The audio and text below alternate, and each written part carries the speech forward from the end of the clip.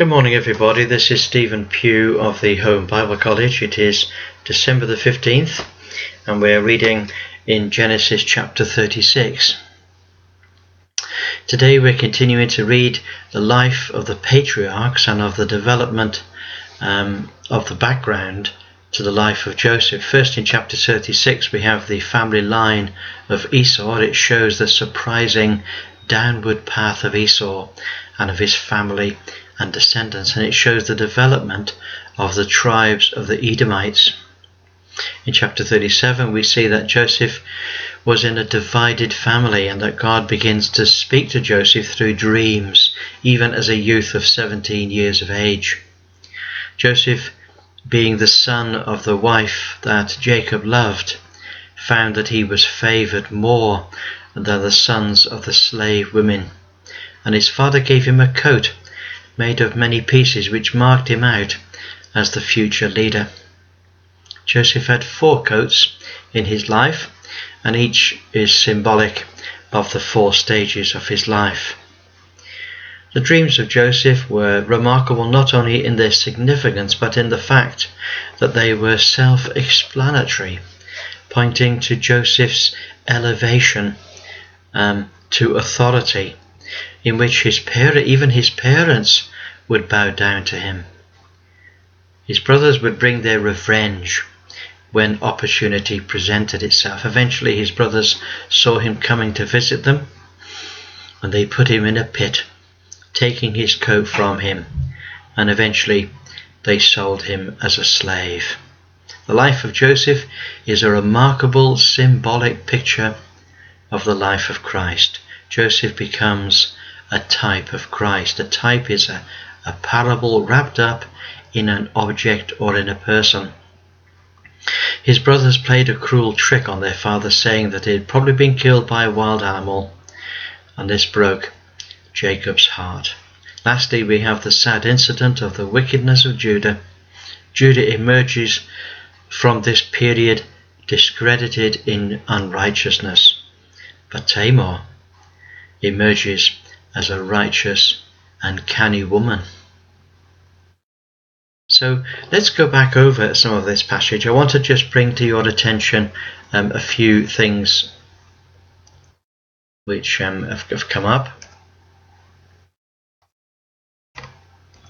There we are. I'll just bring up to you some important points that have come to me. Now, in the first chapter 36, we have the family of Esau. Now, when you go down this passage, you find it's incredibly complicated. There's lots of strange names. There's lots of dukes this and dukes that and duke that and duke that. You know, the family of Esau was prolific in their multiplication. They were the Edomites. And not only did they have, he had 3 wives, Adar, Ahinabama, and Abashmath. Okay, so he had 3 wives, and they had lots of children. And also it records the kings of the Edomites from verse 31 onwards, and it would be a fascinating thing sometime to go through this passage and to work out the family tree of all of the sons, and see where their names reoccur again in Scripture. But you'll notice it says at the very end, it says he is Esau, the father of the Edomites. Now in chapter 37 we have Joseph in his 2 dreams.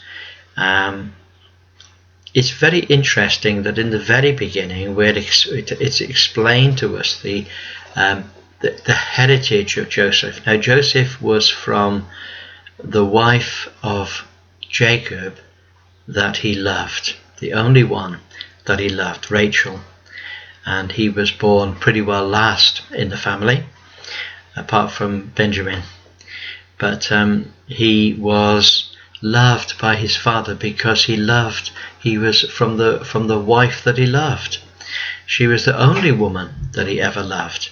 And this little boy, all of the affection of the father was poured onto this little boy. when his brethren, verse 4, saw that their father loved him more than all his brethren, they hated him, and they could not speak peaceably unto him. And when Joseph told them about his dreams, they hated him even more. Now, these dreams were not just some silly ideas of Joseph. They thought that they were silly ideas, but rather they were prophetic messages to Joseph of what the Lord would do in his life. Even his parents were surprised at the grandeur of his dreams. In fact, his father rebuked him. Okay, he said, "What is this your dream that you've dreamed? Shall I and your mother and your brethren indeed come and bow themselves down to the earth?" His brethren envied him, and his father observed the saying. Now the little boy was not so much a little boy. This young man was sent to look after, to keep an eye on his brothers, and the brothers were a thoroughly bad lot. They had told their father where they were going to go. They were going to go to Shechem, but when Joseph went to see them, he found that they weren't there. You see, these were disobedient sons. But a man said that they heard them say that they were going to go to Dothan, so Joseph follows them to Dothan.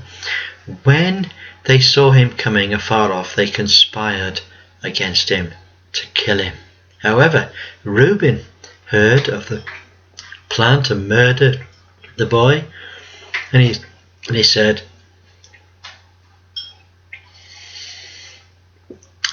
"Let's not kill him. Let's just put him in a pit," because he was hoping at a later date. Oh, excuse me, my throat's dry. He was hoping at a later date to come and rescue him. That's to the credit of Reuben. However, a little later they see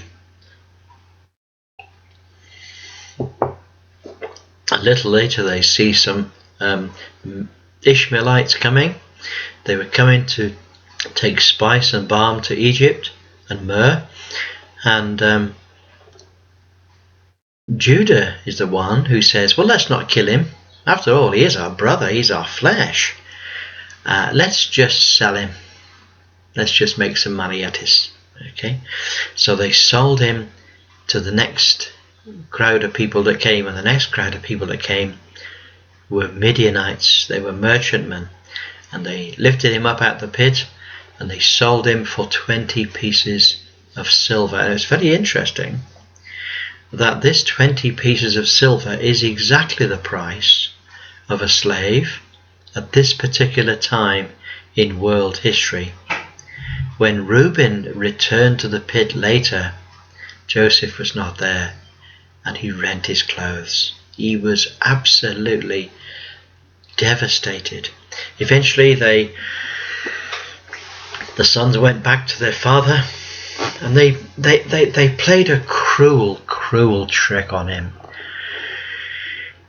They told him, they said, "Well, this is your son's coat, isn't it? I think this is your son's coat." And it was covered in blood, and it was fake blood. It was the blood of a kid of the goats. My password is in verse 34-35. It says this: "Jacob rent his clothes and put sackcloth upon his loins, and mourned for his son many days. And all his sons and all his daughters rose up to comfort him, but he refused to be comforted. And he said, For I will go down into the grave unto my son mourning." Thus his father wept for him. Of course, he still had another son. He had Benjamin, and Benjamin will come out in the story later on. And the Midianites sold him in Egypt to Potiphar, the officer of Pharaoh, captain of the guard. Then we have this interesting case of Judah and Tamar. Judah had from a Canaanite woman. He had two sons, and Onan. Now Judah's firstborn was wicked in the sight of the Lord, and the Lord slew him. Now we don't know what the wickedness was, but this is an example of where extraordinary wickedness brings extraordinary judgment. It wasn't usual for God to slay a man just like this, but he was very wicked, and therefore. And Judah said to Onan, he said, "Go in unto thy brother's wife and marry her, and raise up seed to thy brother." Now this was a normal custom. It was something part of the law. Onan knew that the seed would not be his, so he had sexual intercourse, but he did not consummate the intercourse. He didn't want to give his seed to his brother, and this thing displeased the Lord, and therefore the Lord slew him. And then Judah said to Tamar, his daughter-in-law, "Remain a widow in thy father's house until Selah my son is grown, so that you can then be his wife." However, eventually, when he did grow up, they passed her by. They said, "No, you won't have him as your husband." And so Tamar went about to obtain seed from her father-in-law, and this quite disgraceful thing happened. She made herself look like a harlot. She covered her face so he wouldn't recognize her, and he promised that he would give her a kid from the flock. And she said, "Well, how do I know? Give me some sort of a pledge." So he gave her his signet and his bracelets and the staff. And of course later, when she discovered that she was pregnant, she put off her pretend garments, and she put on her garments of widowhood again. And it was told Judah that she's pregnant, and she must be pregnant from prostitution. And so Judah says, "Bring her forth and let us burn her." You see, prostitution was a death sentence amongst the children of Israel. And she said, "Well, okay," she said, "by the man who these things are, am I with child?" And she brought the signet and the bracelets and the staff, and Judah acknowledged them. He said, "You are more righteous than I." Why was she righteous? She was righteous because he assumed that she was exceedingly wicked by being pregnant from prostitution. However, she was not. She was pregnant in an honourable way from the family. They had kept back Shelah, my son, and of course he didn't know her again. She didn't have any more children from him. When the two twins were born, and one was called Pharez and one was called Zara. And we have this interesting thing that when the midwives came to help the mother to give birth, that is Tamar, the first child came out with a hand, and she put a scarlet thread around his hand. However, the hand came back into the womb, and when the first one was born, it was not the one with the scarlet thread around his hand. So fascinating. We'll see the significance of all of this later on. So it's fascinating, isn't it? These stories, they are the children of Israel are strong, and they're becoming a huge tribe now. And we'll pick up the story again tomorrow. So have a great day. Look forward to speaking to you then. God bless you all. Bye for now.